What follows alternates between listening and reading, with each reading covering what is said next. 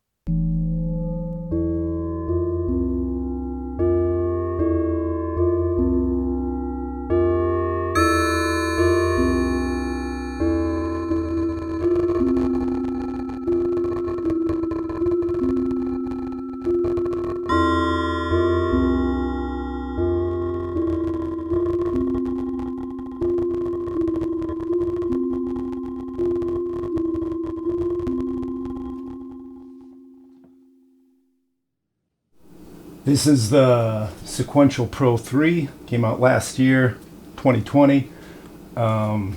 This is the special edition, more of a wood metal hinge, way nicer. There's a cheaper plastic body one, but once you see this, it's just much nicer. Monster monophonic synth, 2 analog oscillators, and a digital oscillator. Real nice filter system, tunable feedback, anything could be modulated by anything. The Pro 2 actually had a better filter system, but overall I like this one a lot more. This is by Dave Smith, who originally did Sequential Circuits. Then when he came back, it was Dave Smith Instruments. Now I got the Sequential name back again. But yeah, I'd say this is one of the best monophonic synths. It can also be triggered 3-note paraphonic, where each oscillator gets a key, so you can do 3-note stuff. The one thing I wish it could do is in the monopoly and Moog Matriarch, you can stack all the oscillators on one note and have it, if you press 2 notes, it divides them, or you can do 4 notes. It's a unison share mode that neither this nor the Pro 2 can do. I think it would be a huge improvement.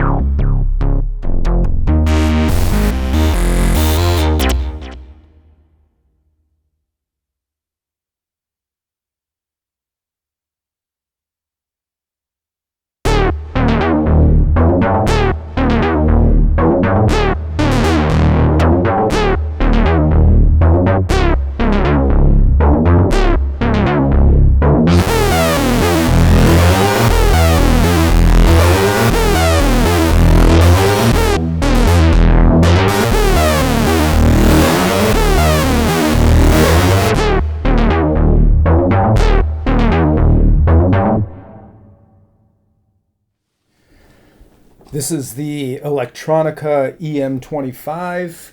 It's from the Soviet Union. I've never found an accurate date when it came out, but sites claim the early 90s, which is weird.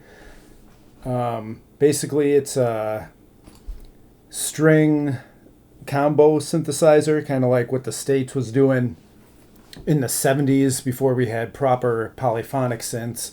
I think it's a string section, maybe an organ section, and either a synthesizer voice or brass. I don't know what that says. You could have one or all three or any two. For each voice, you have the lower half and upper half of the keyboard, so you can do splits if you want. To me, all three voices pretty much sound the same. They're a little different, but if you stack them all up, it sounds real nice. You can get these for really cheap, but they're going to ship from the Soviet Union or Ukraine, and they probably won't make it here, and they're a pain to fix. But you can get one for a couple $100 if you want to risk it.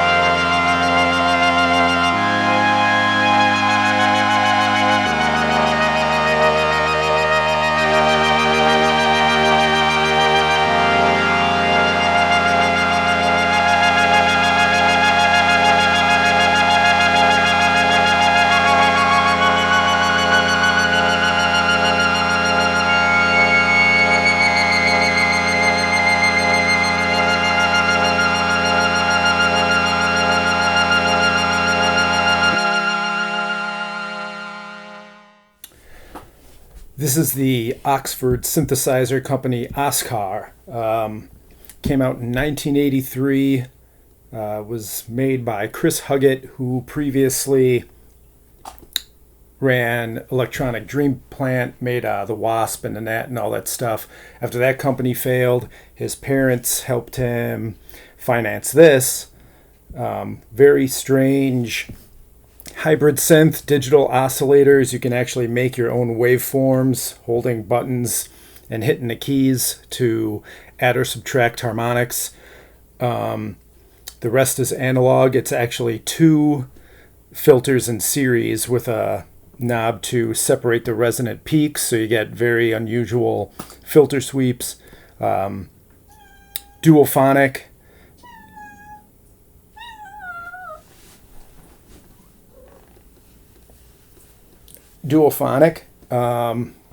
A simple sequencer, very weird sounds out of this. Unfortunately, it came out in 1983 when people wanted polyphonic synths, so it failed, and they're very rare. This is from England. From what I hear, most of the ones that came to the United States were actually destroyed when they kind of flopped and stores went out of business that were distributing them in the States and whatnot. So you don't see them too much.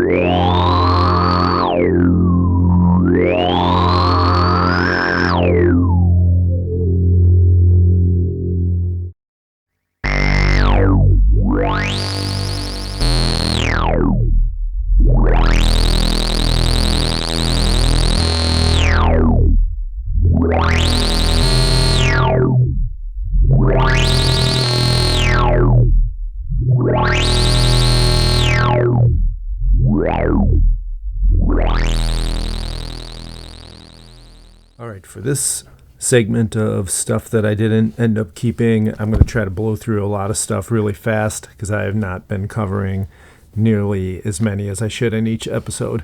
First, I'm going to do a bunch of newer stuff I didn't keep. Got a Korg Wave State that was based on an old 90s synthesizer called Wave Station.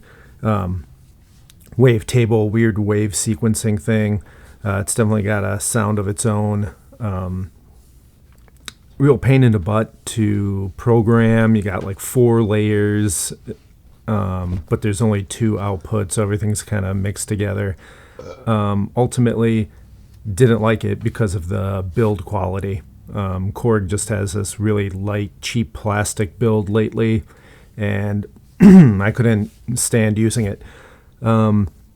While I was messing around with it, I also pre-ordered their OP6, which is FM synthesizer, kind of like the DX7, all that stuff, but seemed way better because it has way more real-time controls, sliders, and all that stuff, which none of the original FM synths really had.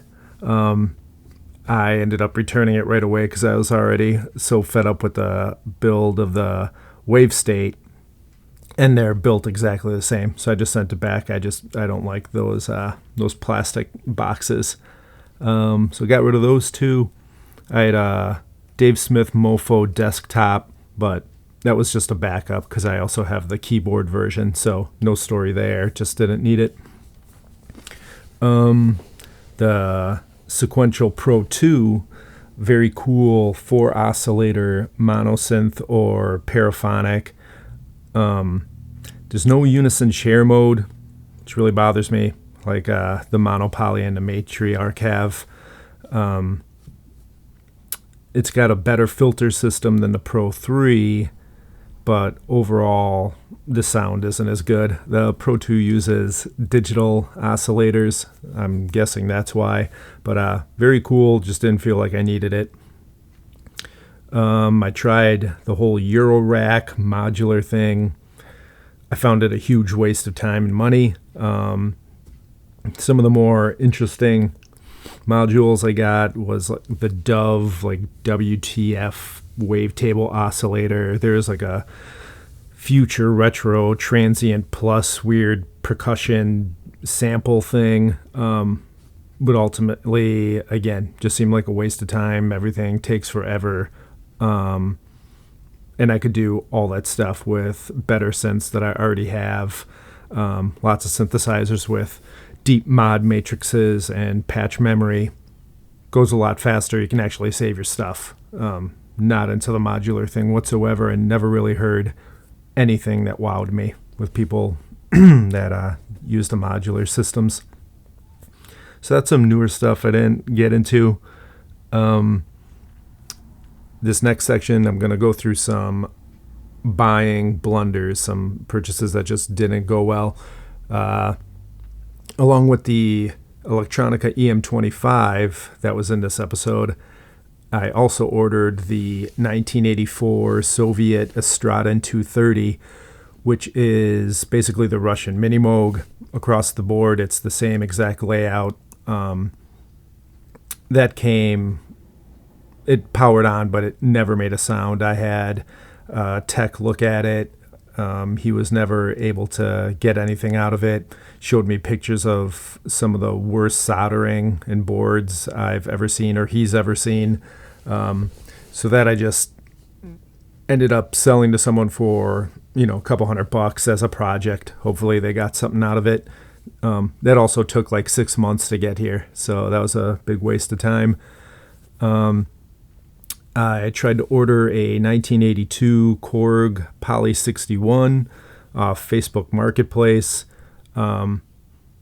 I've had the Poly 800 and I've played a Poly 6, so I know what it is. But the seller had it listed with only $20 shipping, and then realized shipping was going to be a lot more. It was a Facebook seller that had no idea what they were doing. And eventually, after a few weeks, I just ended up getting a refund. So that didn't work out.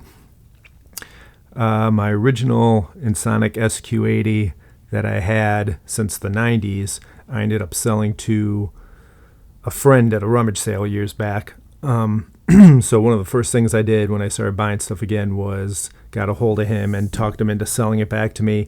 Apparently he just had it in his basement for years, and it had all the keys had turned yellow. The screen was barely working anymore. I got it up and running for a little while, and then it just completely died. Again, sold it for parts, and then just bought a better one off of Reverb, and that's the one that was featured in episode 1. Off eBay, I ordered the Realistic MG1, which was the Moog designed.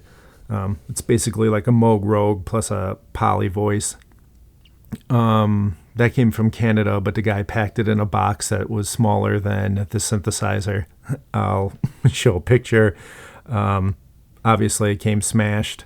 All the guts inside were just rattling around. Broken keys, just completely trashed. So that didn't work out. I tried buying a Krumar Orchestrator from 1977. I've actually tried to buy this synth about 4 times now. Something always goes wrong. This was another Facebook thing. Some guy that runs a studio in Milwaukee was selling it. He turned out super shady. I sent a Milwaukee friend over to pick it up. Turns out that guy was like basically a junkie selling his studio gear. He was all acting crazy. So that didn't work out. Long story short. Not going to go into the details there. Took about a month for me to get a refund for that. And then I ordered off Reverb. This is the only bad experience I've ever had on Reverb, but I ordered a ARP Axe with an ARP Avatar kind of combo deal. Supposed to be 100%. Asked the dude if he was sure, because ARP sliders are such a pain, and I've gone through so many ARPs in the last year. Lots of problems.